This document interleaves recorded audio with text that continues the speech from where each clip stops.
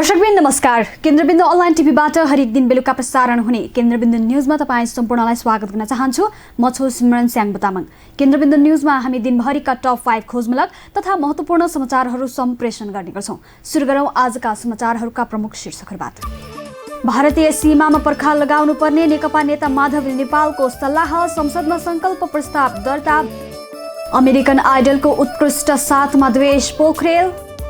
Corona महामारीलाई अवसरमा बदल्नुपर्ने पर्यटन बोर्डका प्रमुख कार्यकारी अधिकृत रेग्मीको भनाई। कालीमाटी तरकारी बजार सीमित व्यक्तिको कब्जामा रहेको आरोप र लकडाउन खुकुलो बनाएका मुलुकहरूमा संक्रमण बढ्यो, चीनमा फेरि लकडाउन। दर्शकवृन्द, आजको बुलेटिन सुरु गरौं कोरोना भाइरसको नियन्त्रण उन्मुख मुलुकहरूको सन्दर्भबाट। कोरोना भाइरस संक्रमितको संख्या घटेसँगै लकडाउन खुकुलो पारेका मुलुकहरूमा पुनः भाइरस फैलिन थालेका छन्। जर्मनी, दक्षिण कोरिया, चीन लगायतका मुलुकमा संक्रमित बढेसँगै सतर्कता अपनाइएको छ। हेरौं पूरा समाचार। कोरोना भाइरस नियन्त्रण उन्मुख भएपछि लकडाउन खुकुलो पारिएका मुलुकहरूमा संक्रमण बढ्न थालेको छ। कोभिड-19 को केन्द्रबिन्दु मानिएको चीनको वुहानमा 11 जना संक्रमित फेला परेपछि त्यहाँ पुनः लकडाउन गरिएको छ। ती सबै संक्रमित एक महिलासँग सम्बन्धित रहेको बीबीसीले जनाएको छ। ती 45 वर्षीय महिलाले आफ्नो पति, दिदीबहिनी र अन्य परिवारका सदस्यहरूलाई कोरोना भाइरस सारेको बताइएको छ। त्यहाँ अहिले सार्वजनिक यातायात बन्द गरेर शहरलाई उच्च जोखिमको वर्गीकरणमा राखिएको छ। लकडाउन खुकुलो पारिएको केही दिनमै जर्मनीमा कोरोना भाइरसको नयाँ संक्रमण दर बढेको छ। जर्मन चान्सलर एन्जेला मोर्केलले 16 राज्यका प्रमुखहरूसँग छलफल गरेर बुधबार लकडाउनलाई व्यापक रूपमा खुकुलो पारेकी थिइन्। लकडाउन खुलेसँगै सबै प्रकारका पसल तथा विद्यालयहरू खोल्ने अनुमति दिइएको थियो। व्यापक परीक्षण र प्रभावकारी लकडाउनका कारण अन्य युरोपेली मुलुकको तुलनामा मृत्यु हुनेको संख्या कम गर्न जर्मनी निकै सफल भएको थियो। उता लकडाउन खुकुलो पारिएको मुलुक दक्षिण कोरियामा आइतबार एकै दिन 34 जना संक्रमित फेला परेका छन्। अधिकारीका अनुसार एकै दिन संक्रमण भेटिएको यो अप्रिल 9 यताकै उच्च संख्या हो। Korea centres for disease control and prevention केसीडीसीले नयाँ मध्ये 26 जनालाई स्थानीय स्तरमै संक्रमण भएको जनाएको छ। यसअघि दक्षिण कोरियाले कोभिड-19 को संक्रमण नियन्त्रणमा आएको भन्दै जारी लकडाउन खुकुलो पारेको थियो। त्यहाँ विद्यालय, चर्च, रेस्टुरेन्ट तथा नाइट क्लबहरू खुला गर्ने निर्णय गरिएको थियो। करिब 1 महिना यता कोरियामा दैनिक 1 जनाको हाराहारीमा मात्र संक्रमित भेटिएका थिए। संक्रमितहरू बढ्न थालेपछि नाइट क्लब र बारहरू बन्द गर्न थालिएको छ। कोरोना भाइरसबाट विश्वभर 2,83,000 भन्दा बढीले ज्यान गुमाएका छन् भने 41,81,000 भन्दा बढी संक्रमित भएका छन्। कोरोना भाइरसको संक्रमणबाट 14,93,000 भन्दा बढी निको भएका छन्। कोरोना भाइरस संक्रमण रोकथाम तथा नियन्त्रणका लागि सरकारले लकडाउन घोषणा गरेसँगै स्थानीय स्तरमा उत्पादित कृषि उपजहरूले बजार पाउन सकेको छैन। काठमाडौँको कालीमाटी तरकारी तथा फलफूल बजार सीमित व्यक्तिको कब्जामा रहेको कृषकहरूले बताएका छन्। हेरौं यसै विषयमा तयार पारिएको यो रिपोर्ट। लकडाउनका कारण किसानले उत्पादन गरेको कृषि वस्तु कालीमाटी तरकारी बजारमा बिक्री गर्न नसकिएको साना किसान सहकारी संगठनहरूले बताएका छन्। संघीय संसद प्रतिनिधि सभा अन्तर्गतको अर्थ समितिको सोमबारको बैठकमा साना किसान विकास लघुवित्त वित्तीय संस्थाका अध्यक्ष खेमबहादुर पाठकले किसानले उत्पादन गरेको वस्तु कालीमाटी तरकारी बजारमा बिक्री गर्न नसकेको गुनासो गरेका हुन्। कृषिमा हामीलाई आत्मनिर्भर बनाउने काम भएन, किसानहरू लाएनन् भन्ने कुराहरू उठिरहेको बेलामा किसानको बारीबाट उत्पादन भएको चिज ती सडेर कुहिएर गएको अवस्था हामी सबैलाई थाहा छ। त्यसलाई हामीले बजार ल्याउन सक्ने अवस्थाहरू बनिरहेको छैन। अहिले पनि हामीले यो काठमाडौँमा अहिले हामीले धेरै गाडी यहीँ ल्याएर पनि हामीले बिक्री वितरण गरिरहेका छौँ। तर कति चाहिँ यहीँ बिक्री गर्न सकेर 8 बजीभित्र बिक्री गर्न सकेन भने त्यो गाडीमा आधा गाडीमा फर्काएर घर लानुपर्ने अवस्था छ। यहाँ कहीँ ल्याएर झार्ने सहकारीको किसानले ल्याएर बिसाउने कहीँ डोको बिसाउने ठाउँ छैन। यसपालि यति दुःख गर्यो, मन्त्रीज्यूलाई स्वयं लिएर गएर चाहिँ कालीमाटी उभ्याउँदाखेरि पनि उहाँको पनि केही लाग्यो। त्यो बजार त 400-500 मान्छेले कब्जा गरेर बसेको छ, हामी अरू कोही छिर्न पाउँदैनौँ। साना किसान विकास लघुवित्त वित्तीय संस्था तरकारी तथा फलफुल सङ्घका अध्यक्ष विनोद पराजुलीले कालीमाटी तरकारी बजारमा किसानहरूद्वारा सञ्चालित सहकारीको पहुँच नभएको बताए। आफूहरूले सरकारसँग माग राखेपछि 9% स्टल पाउने सहमति भए पनि त्यहीको व्यापारीहरूको सहकारीको कब्जा रहेको उनले बताए। कालीमाटी नेपाल सरकारले सञ्चालन गरेको छ, त्यो कालीमाटीमा तरकारी फलफुलले ठाउँ पाउनुपर्छ भन्ने खालको कुराहरू हामीले माग राख्यौँ र पछिल्लो चरणमा त्यहाँ टोटल स्टलमध्ये 9% सहकारी समूहलाई दिने भनिएको छ। त्यही पनि त्यहीका व्यापारिक वर्ग मिलेर चाहिँ त्यो समूह सहकारीको नामबाट त्यहाँ सञ्चालन भइरहेको छ। अहिले उत्पादनमा संलग्न भएर बजारीकरण गर्न खोजिरहेका सहकारी संस्थाहरूले त्यो ठाउँ कालीमाटीको पाउन सकिरहेको अवस्था छैन। कृषि क्षेत्रको विकासका लागि प्रत्येक प्रदेशमा आधुनिक बहुद्देश्य नर्सरी कम्तीमा एकवटा बनाउनै पर्ने अध्यक्ष पाठकले बताए। किसानलाई सबैभन्दा पहिला गुणस्तरीय बिउको समस्या हुने भएकाले त्यसको समाधानका लागि प्रत्येक प्रदेशमा एकवटा बिउ उत्पादन गर्ने नर्सरी आवश्यक रहेको उनले बताए। राष्ट्रिय सहकारी महासङ्घका अध्यक्ष मिनराज कणेलले लकडाउनले सबै कृषि क्षेत्रमा ठूलो आर्थिक क्षति भएको बताए। दुग्ध सहकारी अभियान मार्फत देशभर उत्पादन हुने 6 लाख दूध मध्ये करिब 3 लाख दूध बिक्री नहुँदा दैनिक 1 करोड 50 लाख रुपैयाँ बराबरको नोक्सानी भइराखेको उनले बताए। दुग्ध सहकारी अभियान मार्फत देशभरिमा करिब 6 लाख लिटर दूध प्रतिदिन उत्पादन हुँदो रहेछ। त्यसमध्ये अहिले केही दिन त डिडिसीले पनि दुध उठाएन, पछिल्लो दिनमा डिडिसीले दुध उठाउन थालिसकेपछि अहिले करिब 3 लाख लिटर दुध अहिले खपत छ। करिब 2.5 लाखदेखि 3 लाख पनि हाम्रो केन्द्रीय अध्यक्षले यसमा अलिकति हाम्रो कोषाध्यक्ष हुनुहुन्छ उहाँले थप्नु होला। त्यस्तै पशुपक्षीलाई खुवाउने आहार र दानाको ढुवानीमा समस्या भएको छ भने उत्पादित कृषि उत्पादन बिक्री नहुँदा बारीमै कुहिएको उनले बताए। त्यस्तै चियाको मुना टिप्ने समयमा लकडाउन भएकाले पनि करिब 6 लाख केजी हरियो चिया टिप्न नपाएर खेर गइरहेको उनले बताए। बैठकमा कोरोना भाइरसको महामारीका कारण लकडाउन भएपछि अर्थतन्त्रमा परेको असर र सहकारी क्षेत्रको भूमिकाका विषयमा छलफल भएको थियो। छलफलमा सहकारी क्षेत्रका व्यक्तिहरूले बजेटको प्राथमिकता सहकारी मार्फत कृषि उत्पादन बढाउने र सहज बजारको व्यवस्था गर्नुपर्ने सुझाव दिएका छन्। दर्शकवृन्द, कोरोना भाइरसको महामारीले सबैभन्दा बढी प्रभाव पर्यटन क्षेत्रमा परेको छ। लकडाउन खोले पनि पर्यटन क्षेत्र तत्काल खुल्ने सम्भावना भने छैन। पर्यटन बोर्डका प्रमुख कार्यकारी अधिकृत डाक्टर धनञ्जय रेग्मी भने कोरोना भाइरसको महामारीलाई अवसरमा बदल्नु पर्ने बताउँछन्। प्रस्तुत छ यसै विषयमा तयार पारिएको यो रिपोर्ट। कोरोना भाइरसको रोकथाम प्रयाससँगै भएको लकडाउनले यति बेला हरेक क्षेत्र प्रभावित भएका छन्। नेपालमा सबैभन्दा बढी प्रभावित क्षेत्रहरूमध्ये पर्यटन क्षेत्र प्रमुख हो। यति बेला नेपालमा विदेशी पर्यटकहरू आउन सक्ने अवस्था छैन, न आन्तरिक पर्यटक नै एक ठाउँबाट अर्को ठाउँमा जान सक्ने अवस्था छ। यस्तो जटिल अवस्थामा पर्यटन क्षेत्रलाई माथि उकास्न केही समय लाग्ने निश्चित छ। आगामी दिनमा यस क्षेत्रलाई माथि उकास्न सरकारले अब दीर्घकालीन सोचका साथ बजेटमा समेट्नुपर्ने नेपाल पर्यटन बोर्डका कार्यकारी अधिकृत डाक्टर धनञ्जय रेग्मीले बताए। कोरोनाका कारण पर्यटन क्षेत्रमा के कस्तो क्षति पुगेको छ भन्ने अध्ययन र अनुसन्धान गर्दै बोर्डले 3 किसिमले काम गरिरहेको उनले बताए। मैले यसमा चाहिँ 3टा कुरा छ। मेरो एउटा जब रिटेन्सनको कुरा गरेको छु। हामी सबै इन्डस्ट्रीको विभिन्न उसँग छलफल गऱ्यौँ र मैले त एउटा नेपाल पर्यटन बोर्डबाट एउटा सर्वे नै चलाएँ। इन्डस्ट्रीका त्यसमा 829 जनाले सहभागी हुनुभयो र 829वटा कम्पनीहरूले दिएको डाटाको आधारमा के खोजेछ त यो इन्डस्ट्रीले। किन इन्डस्ट्री भनेको होटल मात्रै होइन, इन्डस्ट्री भनेको ट्रेकिङ कम्पनी मात्र होइन, योसँग आबद्ध अरू धेरै विधायहरू छन् र ती सबैका आफ्ना आफ्ना डिमान्ड छन्, आफ्ना आफ्ना समस्या छन् र तिनलाई कसरी सम्बोधन गर्न सकिन्छ भनेर डिटेलमा यसको अध्ययन, यसमा डाटा कलेक्सन गरेर त्यसको अध्ययन गरेर अनि हामीले सबैका सबै कुराहरू सम्बोधन गर्न नसके पनि एटलिस्ट प्रत्येक क्षेत्रमा लागेका मजदुरहरू जुन चाहिँ स्यालेरी बेसिसमा आफ्नो जीविकोपार्जन आफू मात्र नभएर आफ्नो परिवारलाई पनि हेरिरहेका छन्, उनीहरूलाई सम्बोधन गर्नुपर्छ भनेर हाम्रो पोलिसी 3टा भागमा बाँड्नुपर्छ भनेर लिएका छौँ हामीले। सबै सरकारवालासँग सल्लाह गरेर पर्यटनसँग सम्बद्ध सङ्घ संस्थामा संलग्न मजदुरहरूको योगदान हेरेर उनीहरूको रोजगारी सुरक्षित हुने गरी सरकारले 20 अर्ब बराबरको राहत प्याकेज छुट्याउन जरुरी भएको रेग्मीको भनाइ छ। यसबाट पर्यटन उद्योगलाई बचाउन सहज हुने र आगामी दिनमा अझ रोजगारी बढ्न पनि प्रेरित हुने उनले बताए।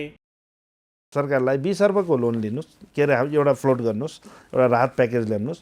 त्यो 20 अर्ब भनेको त्यसै बाँड्ने व्यक्तिलाई र फिर्ता नगर्ने हिसाबले होइन, जो मान्छे जुन कम्पनीमा काम गरिरहेछ त्यही कम्पनीमा, यो मैले पर्यटनकोलाई मात्रै 20 अर्बको माग गर्दैछु है, मा गएर तिनको ग्यारेन्टीमा उनीहरूलाई कतिले हुन्छ।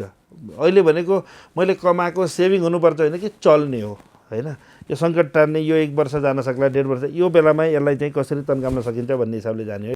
सरकारले पर्यटन क्षेत्रको पूर्वाधार विकासका लागि यस क्षेत्रमा लाग्दै आएको करमा केही समय छुट दिनुपर्ने समेत उनी बताउँछन्। अहिलेको अवस्थामा तत्कालै पर्यटन उद्योगलाई पहिले जसरी नै अगाडि बढाउन सम्भव नभए पनि यसलाई भविष्यमा पुनः सुचारू गर्नका लागि अहिलेदेखि नै बचाउनु पर्ने बताउँदै सिइओ रेग्मीले पर्यटन क्षेत्रमा आबद्ध मजदुरहरूलाई वैकल्पिक काममा पनि लगाउन सकिने बताए। सरकारले सुरु गरेको नेपाल भ्रमण वर्ष समेत स्थगित गर्नु परिरहेको अहिलेको अवस्थामा कोरोना कहरपछि आन्तरिक पर्यटनलाई बढावा दिन जरुरी रहेको रेग्मीको भनाइ छ। आगामी दिनमा पुरानो काम गराइलाई परिवर्तन गरी कोरोना महामारीलाई अवसरमा बदल्नुपर्ने उनले बताए। अब त म त के भन्छु भने अब यो क्वालिटी टुरिज्मतिर लिएर जाने बेला हो। अबका दिनमा इनिसियली को ट्राभल गर्न सक्छ भने डक्टर, इन्जिनियरहरू, बिजनेसम्यानहरू जसो अलिकति पैसा पहिलेदेखि सञ्चित थियो, जुन यो $40ले पर डे खर्च गर्ने, अथवा त्यो त एभरेजमा आयो, अथवा यहाँ त $10-12 दिन बिताउने पनि छन्। अब यिनीहरू त अब ट्राभल तुरन्त गर्न नसक्ने अवस्था छ। त्यही भएर अब हामीले आफैलाई रिभाइज गर्नुपर्छ, हामीले दिइरहेको सर्भिसहरूको अलिकति स्तर बढाउनुपर्छ। माउन्टेनतिर हामी जाँदाखेरि ल सुतेको पैसा नलिने, उही मेरो होटलमा खाइदिए मात्रै हुन्छ भन्ने खालको चाहिँ हामीले अगाडि त्यसरी हामीले टुरिज्म प्रमोसन गरिरहेको थियो। अब कम्प्लिटली तपाईँहरू ट्याक्स के अरे कतिमा बेच्नुहुन्छ थाहा छैन, सरकारलाई एटलिस्ट 3000 को 13% ट्याक्स दिनुहोस्। त्यो कन्सेप्ट ल्याइदियो भने सरकारलाई कमसेकम 3900 रुपियाँ, 390 रुपियाँ त आयो होइन, एउटा पर्यटक बराबर एउटा होटलमा सुतेको। अब त्यो 1 दिनको आयो, मैले भन्दैछु कमसेकम त्यो 10 दिनको आयो भने पनि त 3900 रुपियाँ त आयो। उनले आगामी दिनमा पर्यटन बोर्डले पनि अझ महत्त्वका साथ काम गर्ने बताए। चर्चित अमेरिकन आइडलमा नेपाली गायक दिवेश पोखरेल उत्कृष्ट 7मा पर्न सफल भएका छन्। गायक पोखरेलले आफूलाई भोट गर्न अपिल गरेका छन्। हेरौँ यसै विषयमा तयार पारिएको यो पुरा रिपोर्ट। विश्व प्रसिद्ध गायन प्रतिभाको खोजी रियालिटी सो अमेरिकन आइडलको उपाधि यात्रामा नेपाली मूलका दिवेश पोखरेल उत्कृष्ट 7 भित्र पर्न सफल भएका छन्। आइडलको 18औं संस्करणको उपाधि यात्रामा अघि बढ्ने क्रममा दिवेशले सर्वाधिक मत ल्याएर 11 प्रतिस्पर्धीलाई पछि पार्दै उत्कृष्ट 7मा पर्न सफल भएका हुन्। अमेरिकाको कन्सास राज्यको विचिटा सहरमा बस्दै आएका 21 वर्षीय दिवेशले अमेरिकन आइडलमा आर्थन गनको नामले प्रतिस्पर्धा गरिरहेका छन्।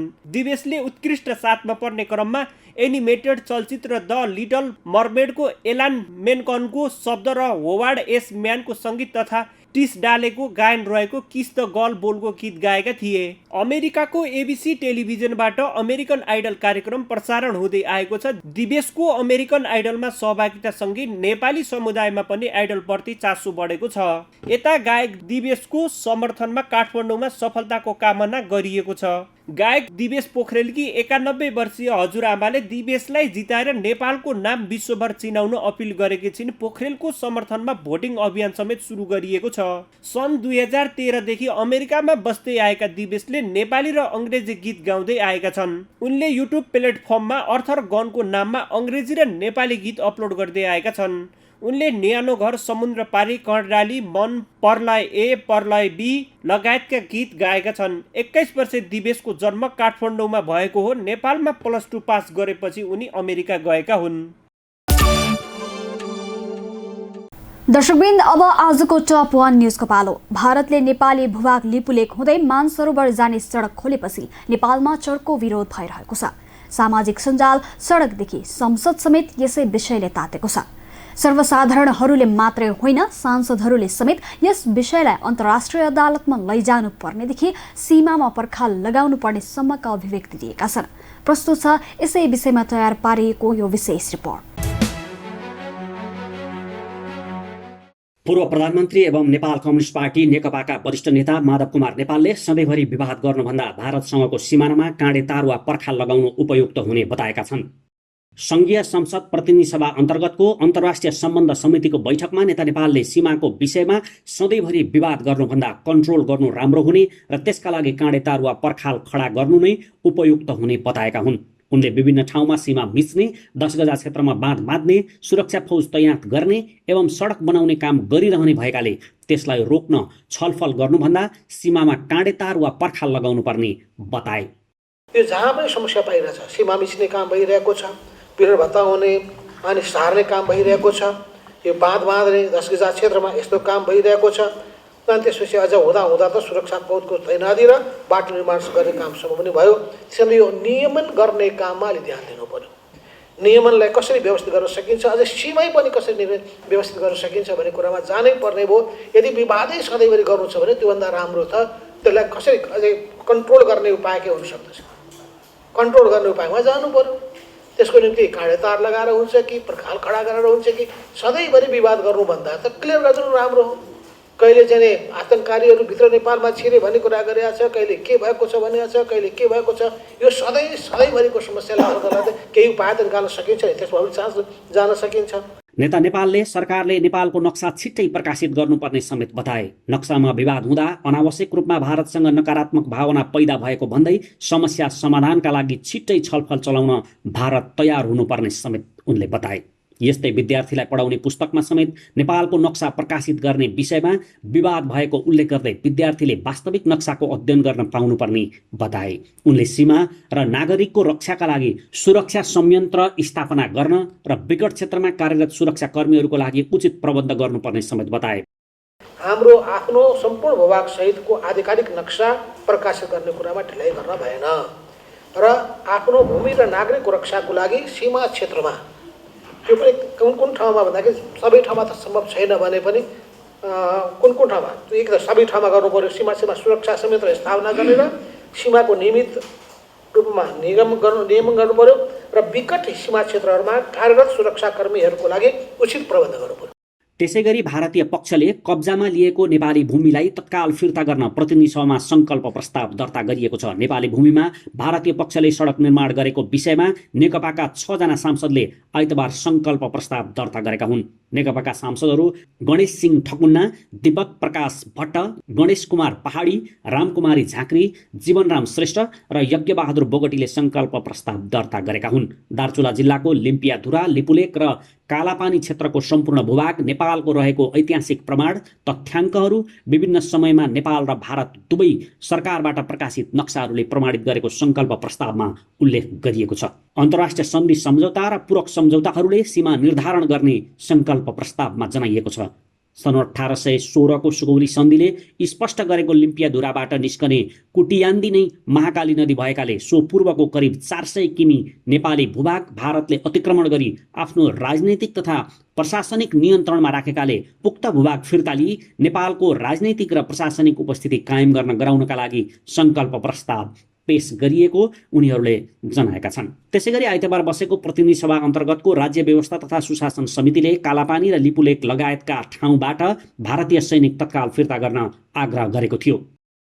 उता परराष्ट्र मन्त्री प्रदीप कुमार गेमलीले भारतीय राजदूत विनय मोहन कोत्रासँग लिपुलेकमा नेपाली भूमि मिचेर सडक निर्माण गरेको विषयमा जानकारी लिँदै बिना सूचना भारतले सडक निर्माण लगायतका गतिविधि जारी राखेकोमा राजदूत कोत्रालाई कूटनीतिक नोट समेत दिएका छन्। नेपाली भूमि मिचेर सडक निर्माण गरी भारतले हालै उद्घाटन समेत गरिसकेको छ। यतिन्जेल केन्द्रबिन्दु न्यूज हेरेर साथ दिनुभएकोमा तपाईँ सम्पूर्णलाई धेरै धेरै धन्यवाद। भोलि पुनः यही समयमा आउने बाचा गर्दै छुटिन चाहन्छौँ। नमस्ते। केन्द्रबिन्दु न्यूज हेर्दै गर्नुहोला र नयाँ अपडेटका लागि केन्द्रबिन्दु च्यानललाई लाइक, कमेन्ट र सब्स्क्राइब गर्नका साथसाथै www.kendrabindu.com पनि हेर्दै गर्नुहोला।